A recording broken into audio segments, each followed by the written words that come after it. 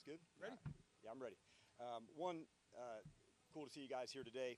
This past part of the OTAs for this week, it's our practice number 7, 8, and 9 of this spring. We added the 11-on-11 elements, to the team portion. So that was a good process for us to go to. We did a bunch where it was just 7-on-7, a lot of skill work. We're still hitting the skill work hard now, but getting everybody together as a whole group, that's been really fun. You'll see a lot of kickoff and kickoff return going on today as well, and we're still digging in and researching it and finding all that. So it's a fun week.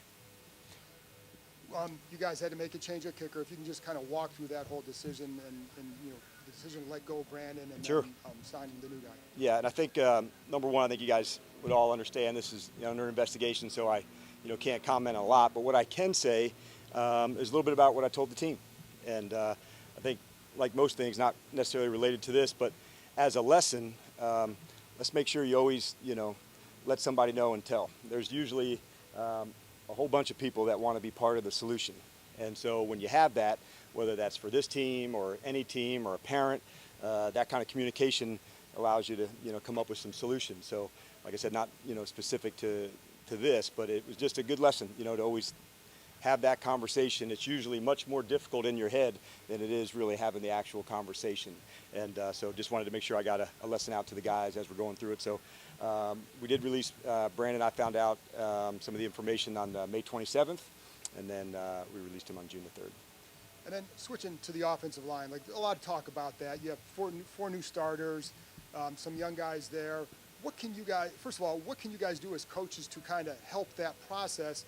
And what things can you look for now? Because like you said, you want to see them in pads, but what do you look for now that shows maybe growth or whatever? Yeah, I think first part, like think about walk, crawl, run, like how are we doing the meetings first, and the system and the learning. And so there's walkthroughs. In other words, assignment-wise and targeting, are we in the right spot? We may not be able to assess all the physical things we want right now, but there's still a lot to assess, all the individual skill work. And so where are they at big picture-wise, playbook, where are we at doing the individual skill work, and then the last piece, like you said, will really come at that position, offensive and defensive line. The evaluation's much more critical for the physical part once we get to the pads in that portion of the training camp. And so we'll have a good long window to compete with a number of guys and get to the bottom of it. Can I go back real quick to clarify? Were you guys aware at all of the allegations or the alleged incident before you signed Brandon? First was May 27th. Dan, with Jaden continuing to grow, continuing to learn over these last couple of weeks, any specific examples that you've seen that's really stood out to you? Be like, yeah, he's starting to get it, he's starting to grasp, he's starting to go to another level. Yeah, I think the situation work we've been working really hard on, and so some of the timing and mechanics are different from college in a 2-minute setting than it is in the NFL. And so to see every day him going through those mechanics at a 2-minute, so the other day of, at the end of the half, working down in a clock situation where it's still moving on a first down, and so like that type of urgency, and so seeing him being comfortable in that environment, I would say that's one example of many that shows the work that he's putting in. Over the course of this next week and a half, pretty important because after next week, they go on their summer break. What are some of the key elements, key important things you're trying to drill home to your team before this final stretch run here? We're trying to work the situation side of the game as much as we can, and knowing that about 70% of our league, the games are 8 points or less, and so it kind of speaks to the importance of what can happen at the end of the half or the end of the game, and so much of that can tie in to special teams and how you're working that part of things. So all 3 phases working together, and so we're really trying to dig in on those. We're getting a lot of reps inside and some jog throughs on the system offensively and defensively, but being outside and the timing elements of situations, those are harder to walk through, because these 7 seconds have to be done and executed at a really high pace. So we've been really pleased with the work that the guys have been putting into that spot. Dan, it looks like you and Adam really value positional size across the board, but outside, your corners traditionally have been bigger guys. So with a guy like Emmanuel, who's got obviously a very unique skill set, but is on the smaller side, how do you work with him and work around whatever physical limitations he have, or do you even see him as having physical limitations with his build? The first part is really, the ball skills. And at that spot, to be able to turn the ball over as a defense, that's something that you really want. And that's I would say, his superpower, and the thing that he was so strong at. And so from there, you look for length. And so it doesn't always necessarily mean the size to it. And he's bigger than he was, for sure. He's worked hard on that this offseason to see that weight going up.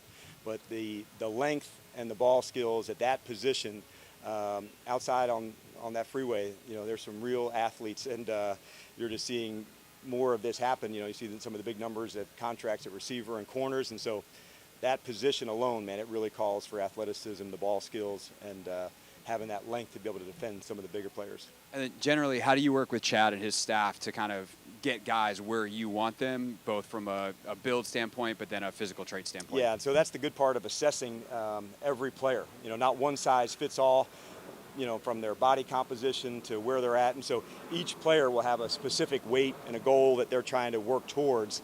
And so it's not one size fits all. In other words, they have to be between 180 or 190. It's really customized to the player. And that way, we'll find what's best for them. You said 7, 8, and 9. Anything they surprised you in this process with these guys who are dealing with an entirely new coaching staff? Yeah, I don't know if I would say surprise is the right word, but man, I felt like the intent of improving. And really, that's what this time of year is for, not just for a ball player, but for coaches too.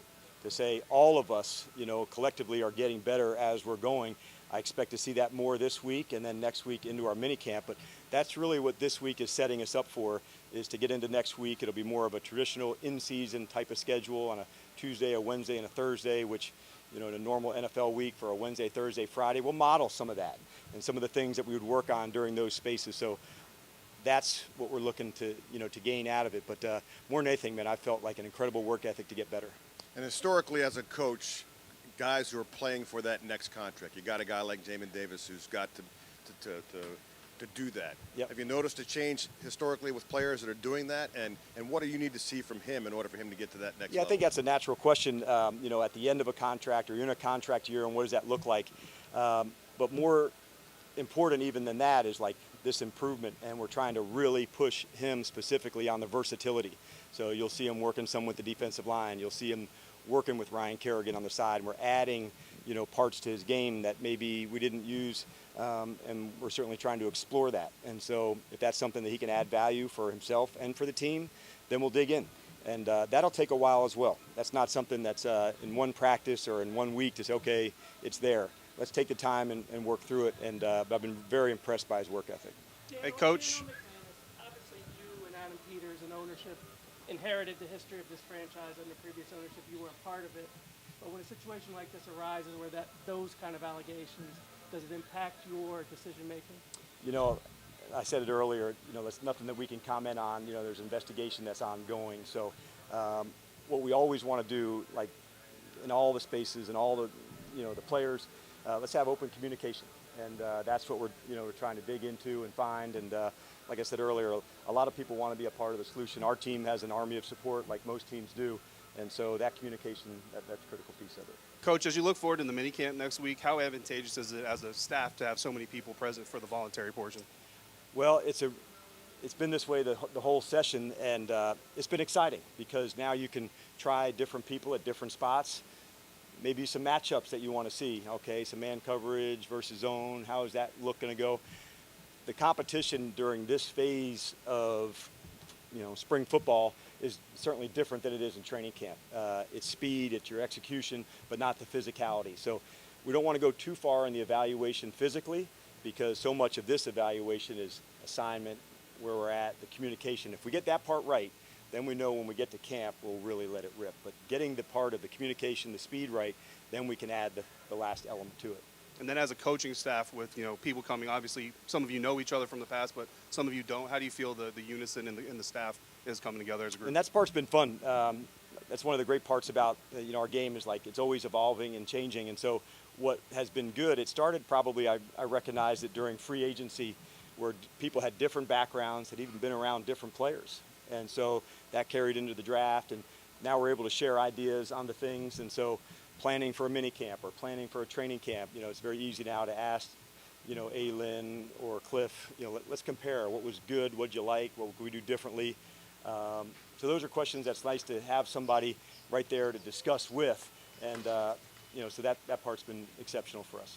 With the new kickoff rule, does that change your thinking on how you handle that specific play? Will you use it Yes, that's how we're at right now, unless somebody emerges in one of these specific tryouts that they've got real punt, pass, kick background as a child. But right now, yeah, that's how we're leaning towards it. The fun part about this, Nikki, is like there's a lot of exploring going on. And you'll see some things today that might be a little bit different than Friday.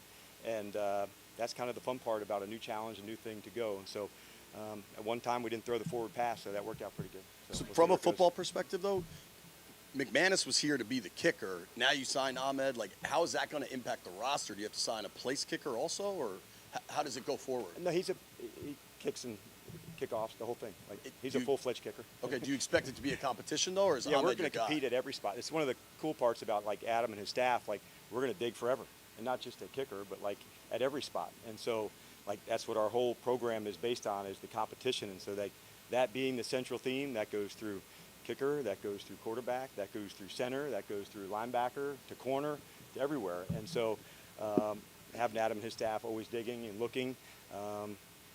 That's what it's about. But it's also moments like this that guys get their opportunity, and when they do, a lot of times, people have been waiting for that shot, that moment, and we take it from there. So we have fresh eyes on somebody when they come in, and then we do the evaluation, as opposed to looking way far down the line. I recognize that's part of your job to look down there, but I try to put that off and just have fresh eyes for the moment and the player and what we think he can do.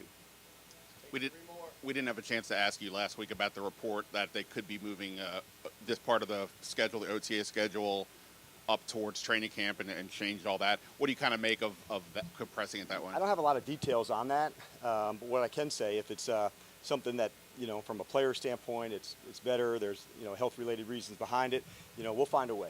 And the teaching is the big piece. I would imagine there's probably some guidelines that you want for the new player who's learning a system. Much different than like an NBA team that may keep a group from a year, maybe one new player into the next. You're adding a lot of players every year. So as long as there were some teaching elements to get the system down, I have full confidence. This is not the old days where you get to training camp to get in shape. These guys are really ready. And so whatever guidelines are there, that's good. I know there's some push for an 18th game, which I think there's a lot of fun for that too. But until then, we'll play it out like we got it. And your safety tandem, Quan Martin, Jeremy Chin, I'm not assuming that they're the starters, but the guys who may be in that role, just what have been your early impressions of them, and how do you kind of see them merging together as a duo there? Yeah, and we'll also play where there's 3 safeties on the field at times, and that position has some flow to it. Quan's got experience at playing nickel and down and in by the line of scrimmage. Jeremy can come from the top down and play over tight end. So they're unique things that they have. That's what this part of the year is for, is to find those unique things. But I've been really impressed by the two of them, their communication together. But they're not the only ones. You're seeing different guys and different combinations, and we'll continue to do that.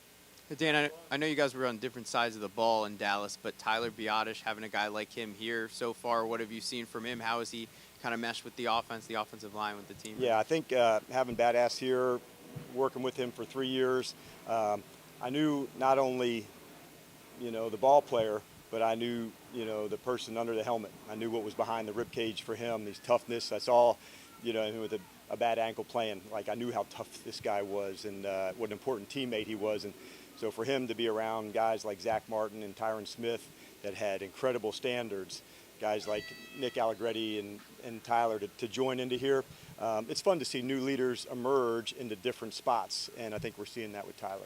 Real quick, Jaden throwing out the first pitch of the Nats game coming up this weekend. Have you ever thrown out a first pitch? Do you have any tips for him? We had a big discussion about that just yesterday, so all eyes are on that first pitch, and I asked if there was going to be some practice involved going out there. Oh, no doubt about it. So, yeah, we're expecting him to rip a strike on that one. Awesome. Thank you. This one here, what field? No, I'm just kidding.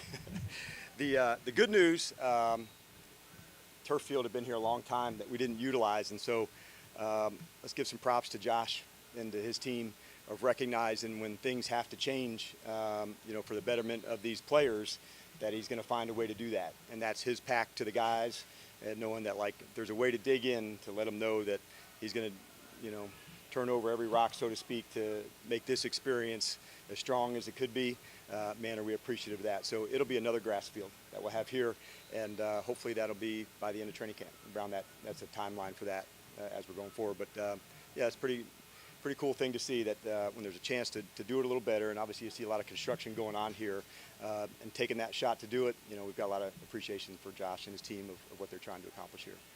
All right, you guys have a good one. See ya.